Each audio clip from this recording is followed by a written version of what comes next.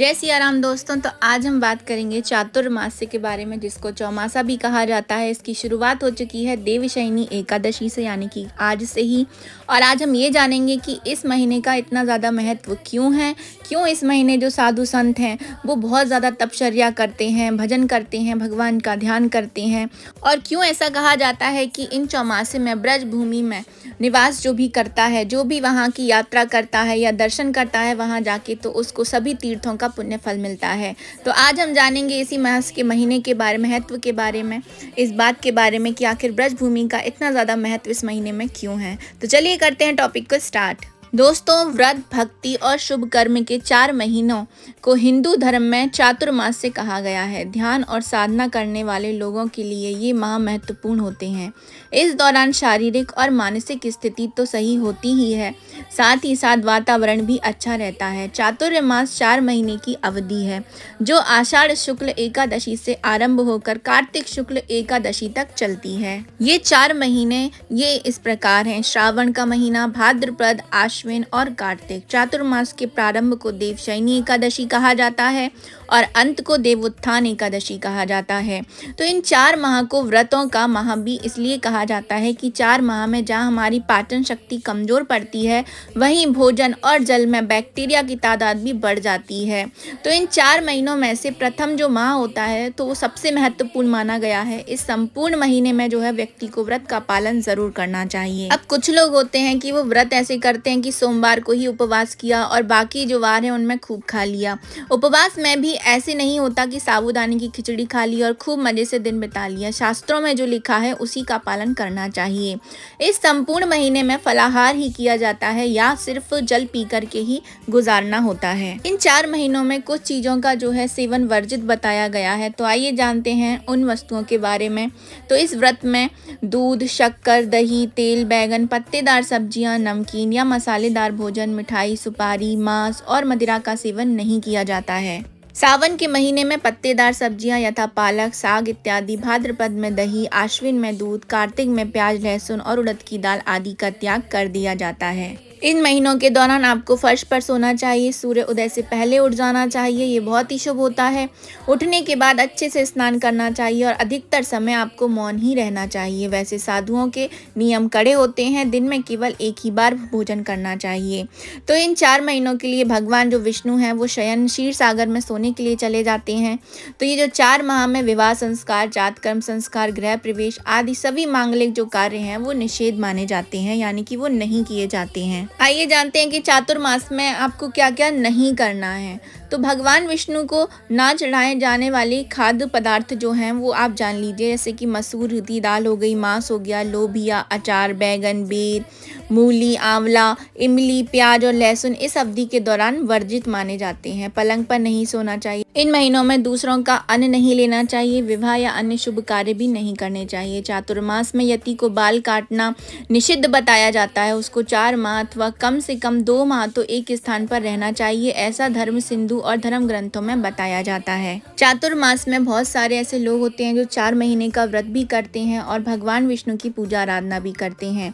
ऐसा कहा जाता है कि भगवान की विष्णु की पूजा इन 4 महीनों में जरूर रूप से आपको करना चाहिए। अगर हो सके तो आप एक ही समय पर भोजन कीजिए, एक समय पर आपको भी फलाहार कर सकते हैं।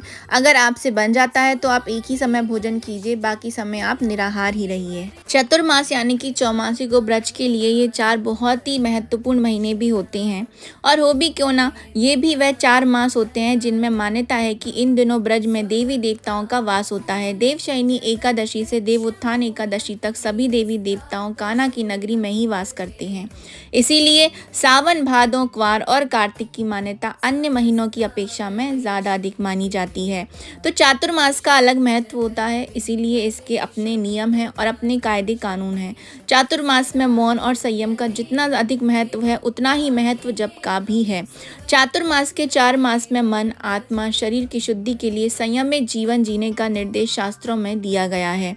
इस अवधि में अपने इष्ट देव गुरु आदि का जप करने से पुण्यों का उदय होता है और भाग्य प्रबल होता है। चातुर्मास प्रमुख रूप से सन्यासियों की साधना के लिए 4 महीने माने जाते हैं, जिसमें अपने संप्रदायों के अनुसार सन्यासी व्रत रखकर देव पूजन और साधना में लीन रहते हैं। मान्यता है कि इन 4 महीनों में नियम पूर्वक व्रत करने से 1000 अश्वमेध यज्ञ के बराबर का पुण्य व्रत करने वाले व्यक्ति को मिलता है। इस महीने में दीपदान की भी एक अलग ही महिमा है। आइए जानते हैं। चातुर्मास के दौरान कार्तिक में दीपदान का भी अलग महत्व होता है। ब्रज के अलावा दूर दूर से आने वाले श्रद्धालु मंदिरों के साथ ही यमुना किनारे दीपदान करते हैं। मान्यता है कि दीपदान से उन्हें पुण्य मिलता है। ठाकुर बांके बिहारी जी मंदिर के साथ ही राधा रमण मंदिर व अन्य मंदिरों में हजारों श्रद्धालु नियमित रूप से दीपदान करते हैं। बड़ी संख्या में श्रद्धालु यमुना के घाटों पर दीपदान कर अक्षय पुण्य की कामना भी करते हैं। तो पुण्य आप दीपदान जो है, यदि आपके पास नदी नहीं है या आप वहाँ नहीं जा पा रहे हैं तो आप अपने घर में भगवान विष्णु के सामने ही दीपदान कीजिए। इन 4 महीने आपको उतना ही फल की प्राप्ति होती है। कीर्तन मंडली की परिक्रमा के बारे में जान लेते हैं। पूरे चौमासे में परिक्रमा का बड़ा विशेष महत्व है। ब्रज की 84 कोस की परिक्रमा, गिरिराज जी की परिक्रमा, वृंदावन की परिक्रमा लगाने स्थानीय के साथ ही साथ लाखों की संख्या में बाहर से श्रद्धालु आते हैं। श्रद्धालु परिक्रमा लगाते हैं, वहीं कीर्तन मंडलियां भी परिक्रमा लगाती हैं। खासकर कार्तिक मास में परिक्रमा लगाने का तो अलग ही महत्व होता है। ऐसा कहा जाता है कि कोई भी व्यक्ति हो, कहीं पर भी रहता हो, उसको इन 4 महीनों में भगवान कृष्ण की नगरी यानी कि ब्रज नगरी में ज़रूर आना चाहिए। इसके पीछे ऐसी मान्यता है कि चातुर्मास में पृथ्वी के सभी तीर्थ यहीं पर ही निवास करते हैं। जैसा कि मैंने आपको आगे बताया है कि इन 4 महीनों में जो है, जो भक्त होते हैं, जो अपना नियम का पालन करते हैं, वो काफ़ी सारी चीज़ें छोड़ते हैं, नहीं खाते हैं इन 4 महीनों में। तो कुछ चीज़ें हैं जिनको यदि आप छोड़ते हैं तो उनका भी आपको लाभ प्राप्त होता है। तो आइए जानते हैं कि क्या क्या चीज़ें छोड़ देने से या नहीं ग्रहण करने से आपको क्या क्या फल की प्राप्ति होती है। ऐसा कहते हैं कि जो भी व्यक्ति इन 4 महीनों के लिए घी को छोड़ देता है तो उसकी सुंदरता में बढ़ोतरी होती है। इस अवधि में हरी सब्जी, घी, तेल, गुड़ आदि का त्याग करने की बात भी कही जाती है। जो भी व्यक्ति इन चीज़ों का त्याग करता है उन्हें इसके फल भी प्राप्त होते हैं। तो शास्त्रों के अनुसार चातुर्मास में जो व्रती तेल का त्याग करता है उसका कोई भी बाल भी बांका नहीं बिगाड़ सकता है, उसके समस्त शत्रुओं का नाश हो जाता है।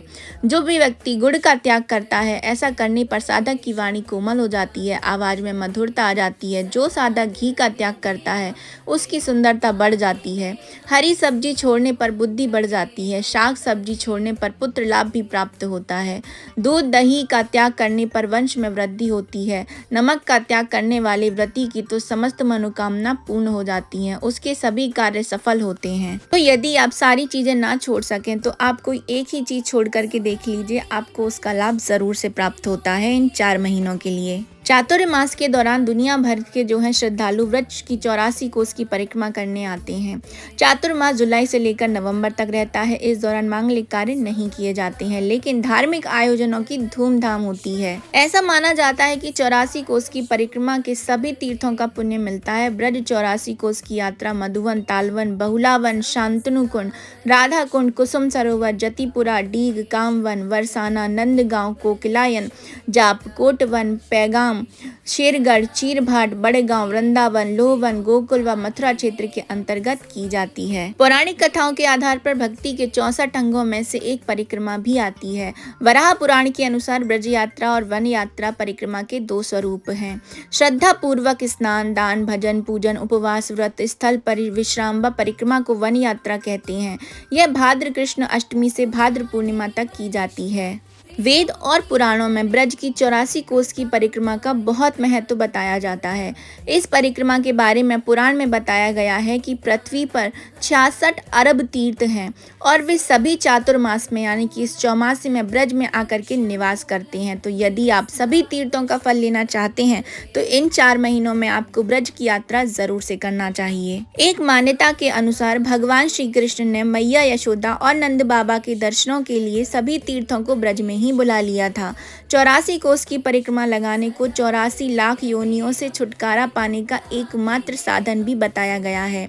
माना जाता है कि परिक्रमा के दौरान एक एक कदम पर जन्म जन्मांतर के पाप नष्ट हो जाते हैं। शास्त्रों में यह भी कहा गया है कि परिक्रमार्थी एक एक कदम पर अश्वमेध यज्ञ का फल मिलता है उस व्यक्ति को। साथ ही जो भी व्यक्ति इस परिक्रमा को लगाता है उस व्यक्ति को निश्चित ही मोक्ष की प्राप्ति होती है।